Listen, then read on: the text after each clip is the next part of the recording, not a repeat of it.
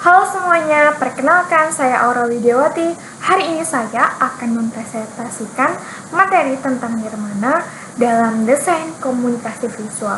Apa yang bisa disebut DKV? Apa itu nirmana?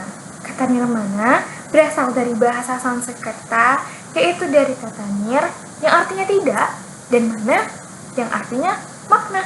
Secara harfiah, nirmana berarti tanpa makna. Dalam dunia desain, nirmana bisa diartikan sebagai susunan elemen-elemen visual seperti titik, garis, bidang, warna, dan tekstur. Tujuannya bukan untuk menggambarkan sesuatu yang nyata, tapi untuk menciptakan komposisi yang harmonis dan estetis.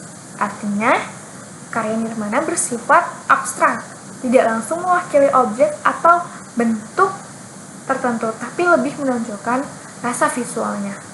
Dan nirmana dalam DKV. Dalam bidang DKV, nirmana digunakan sebagai latihan dasar bagi desainer pemula. Lewat nirmana, kita belajar mengasah kepekaan visual, kemampuan menyusun komposisi, dan juga memahami prinsip desain. Seperti yang pertama, keseimbangan, yang kedua irama, ketiga proporsi, dan keempat kontras, dan yang terakhir kesatuan. Dengan latihan nirmana, desainer jadi lebih peka terhadap bagaimana elemen-elemen visual bisa saling berhubungan dan menghasilkan karya yang menarik. Jenis-jenis nirmana nih ada apa aja sih teman-teman? Secara umum, nirmana dibagi menjadi dua. Yang pertama, nirmana dua dimensi, yaitu komposisi yang dibuat di bidang datar. Contohnya seperti di atas kertas, kanvas, atau layar digital.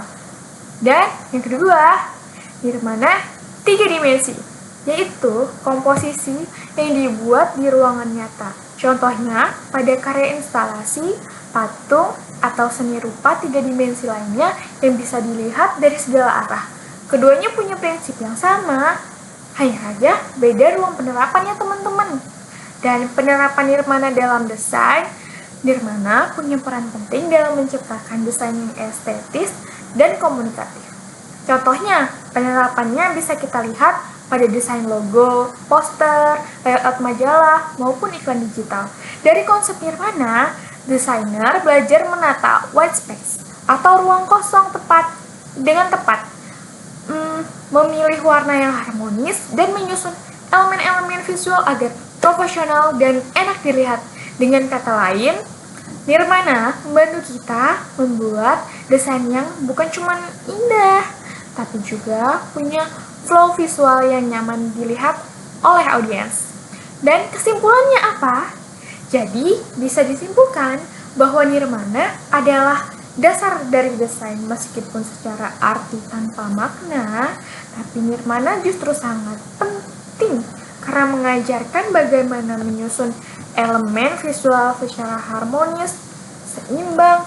Dari latihan nirmana ini kemampuan visual kita akan mulai terbentuk. Dan sekian presentasi diri saya tentang nirmana dalam DKV.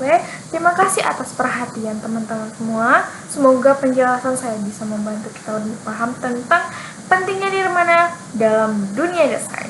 Sekian, terima kasih.